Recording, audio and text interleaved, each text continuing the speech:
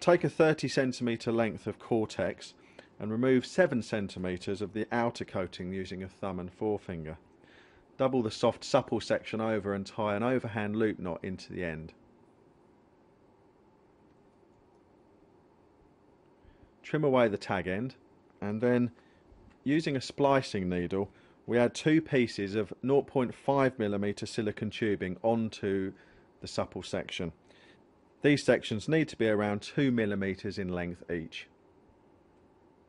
Next we thread the Cortex through the back of the eye of an armour point SSC hook, ensuring the Cortex exits through the front, as you can see. The tricky bit here is to place the silicone sections over the hook point and round the hook bend like that. That traps the hair, as we saw earlier. Hair length is also critical, so we place the boilie on and try to get around 20mm is best between a bottom bait and the bend of the hook. Once we've got the length of the hair right, we can start the knotless knot whipping. So we take the soft section there and start the knotless knot, forming it down the shank. Once that's completed, we thread it back through the hook eye, again so it exits the front of the hook.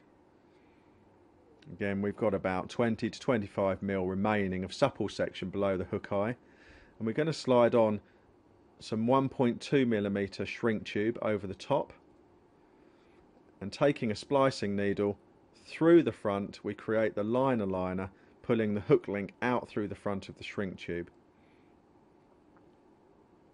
As you can see, there's a short supple section just below the shrink tube where it exits, which is dead right, that's all we want. That's then shrunk down over steam and curved at the same time. That creates a very, very aggressive hooking angle. If you haven't got enough supple section, as you see, you can pull that back, and you generally want about 10 to 20mm below the shrink tube of exposed inner core. The other end of the hook link can be tied, as I prefer, to a flexi ring swivel with a 5-turn grinner knot, or as shown here, using a figure of 8 loop knot and a quick change swivel arrangement.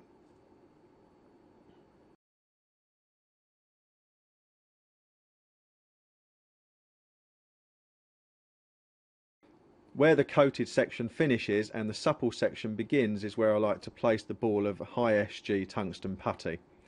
Again, as we said earlier, that should be about 20mm from the end of the liner where it exits the shrink tube.